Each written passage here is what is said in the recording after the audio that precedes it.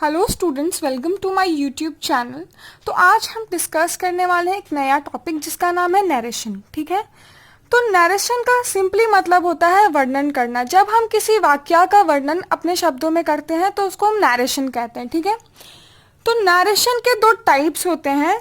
Narration का पहला type होता है डायरेक्ट स्पीच एंड दूसरा टाइप होता है इनडायरेक्ट स्पीच।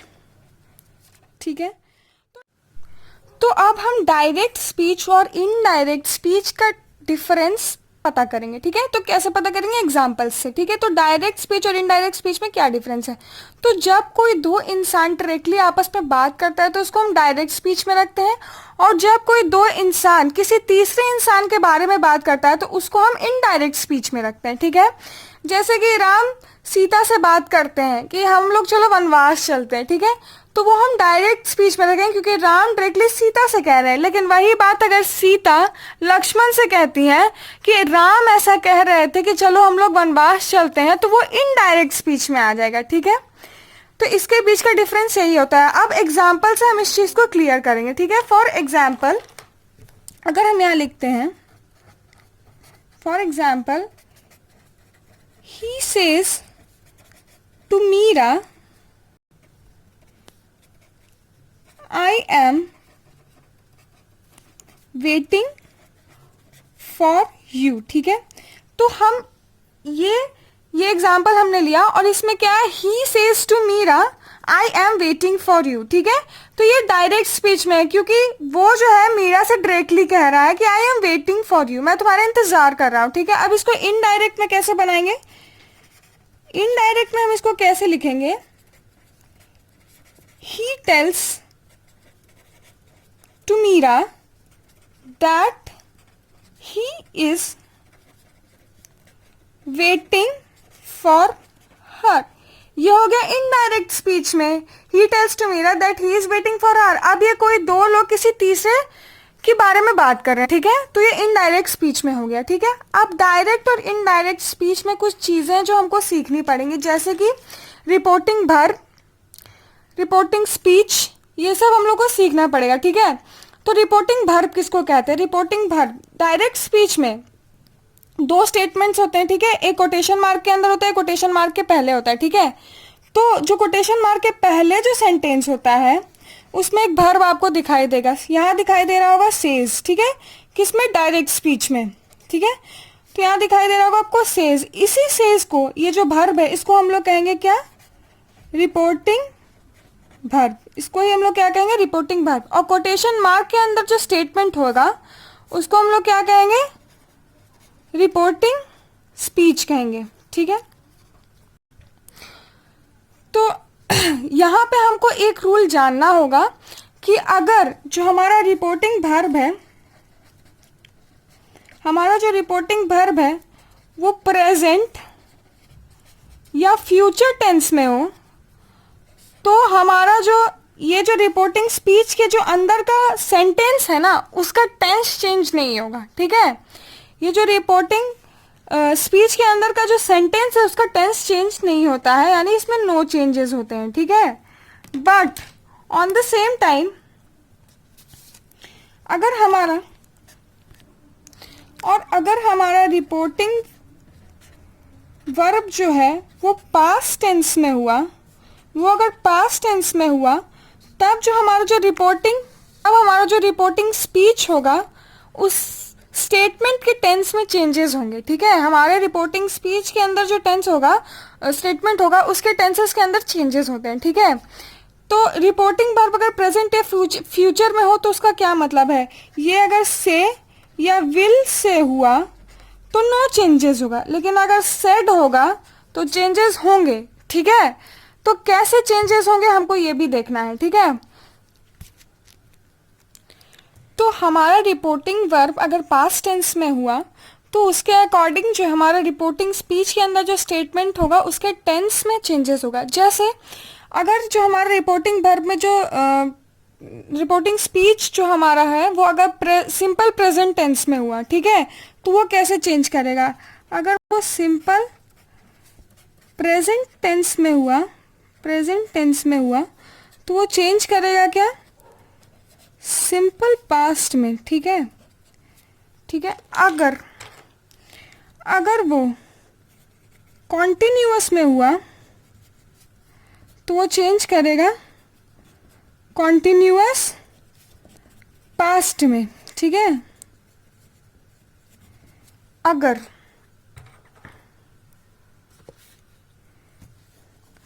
अगर वो परफेक्ट में हुआ, प्रेजेंट परफेक्ट में, तो किस में चेंज करेगा, पास्ट परफेक्ट में। ठीक है, अगर वो परफेक्ट कंटिन्यूअस में हुआ तो किस में चेंज करेगा, पास्ट परफेक्ट कॉन्टिन्यूअस में। ठीक है, और अगर वो सिंपल पास्ट में हुआ तो वो चेंज करेगा पास्ट परफेक्ट में।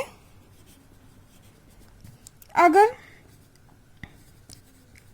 पास्ट कॉन्टिन्यूअस में हुआ तो वो चेंज करेगा पास्ट परफेक्ट कॉन्टिन्यूअस में। ठीक है, और अगर पास्ट परफेक्ट या पास्ट परफेक्ट कंटिन्यूअस में हुआ तो इस केस में नो चेंजेस होगा, नो चेंजेस। इसका मतलब क्या है, इसका मतलब ये है कि अगर कोई सेंटेंस दिया है हमको, अगर सिंपल प्रेजेंट में है तो सिंपल पास्ट टेंस में चेंज करेगा, अगर प्रेजेंट कंटिन्यूअस में है तो वो पास्ट कंटिन्यूअस में चेंज करेगा, अगर परफेक्ट प्रेजेंट परफेक्ट में है तो वो पास्ट परफेक्ट में चेंज करेगा, अगर प्रेजेंट परफेक्ट कंटिन्यूअस में तो वो पास्ट परफेक्ट कंटिन्यूअस में चेंज करेगा, अगर सिंपल पास्ट में है तो वो पास्ट परफेक्ट में चेंज करेगा, पास्ट कंटिन्यूअस में है तो पास्ट परफेक्ट कंटिन्यूअस में चेंज करेगा। पास्ट परफेक्ट और पास्ट परफेक्ट कंटिन्यूअस के लिए नो चेंजेस होता है, ये चेंज नहीं करता, ये जैसा है वैसा ही रह जाता है। ठीक है, फॉर एग्जाम्पल, तो यहाँ पे हम एग्जाम्पल से समझते हैं। He said to Sweety I write a letter for you. ठीक है, तो ही सेड हमने यहाँ पे देख लिया कि ये पास्ट टेंस में है, मतलब हमारा रिपोर्टिंग स्पीच में जो स्टेटमेंट है उसका टेंस चेंज होगा।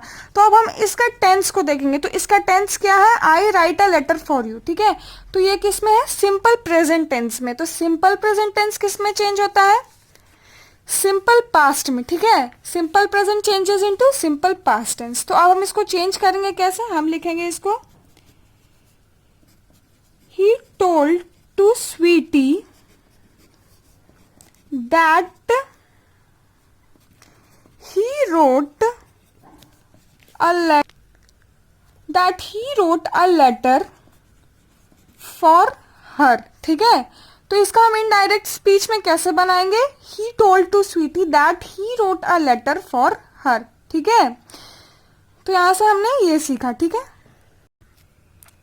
तो अब हमने उतनी चीजें जानी कि कौन सा टेंस किस में चेंज होगा। तो अब हम एक और बहुत ही इंपॉर्टेंट चीज जानेंगे, वो है प्रोनाउन के बारे में। प्रोनाउन कैसे चेंज होगा। ठीक है, तो हम जानते हैं कि प्रोनाउन 3 टाइप्स के होते हैं।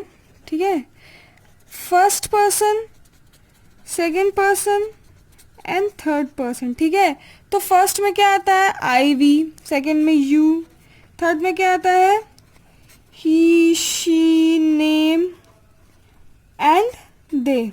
ठीक है, तो ये सब चीजें आती हैं। ठीक है, तो अब इसके अकॉर्डिंग हम चीजों को देखेंगे कि कैसे होता है। ठीक है, तो सबसे पहले प्रोनाउन में हम फॉर एग्जाम्पल एक लेते हैं। फॉर एग्जाम्पल जो हमने शुरुआत में लिया था, ही सेड टू मीरा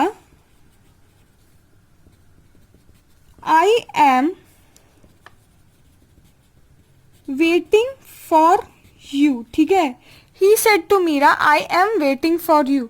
तो अब यहाँ पे प्रोनाउन क्या है हमारा, ये प्रोनाउन है। ठीक है, तो ये प्रोनाउन कैसे चेंज होगा, ये भी तो हमको सीखना है। तो ये प्रोनाउन ऐसे चेंज होता है, अगर फर्स्ट पर्सन हो तो फर्स्ट पर्सन जो है वो सब्जेक्ट के अकॉर्डिंग चेंज होगा, सेकेंड पर्सन हो तो वो ऑब्जेक्ट के अकॉर्डिंग चेंज होगा, और थर्ड पर्सन में नो चेंज होता है, नो चेंज। ठीक है, थर्ड पर्सन में नो चेंज होता है।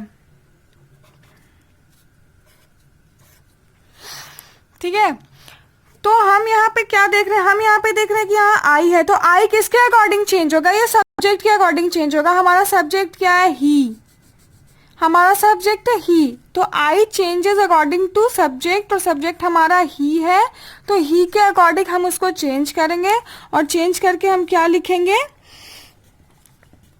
ही टोल्ड मीरा दैट, हम यहाँ दैट कंजंक्शन का यूज करते हैं क्या, कोटेशन मार्क को हटाने के लिए, हम दैट कंजंक्शन को यूज करते हैं कोटेशन मार्क को हटाने के लिए, ठीक है। तो that he told Meera that he was waiting for her।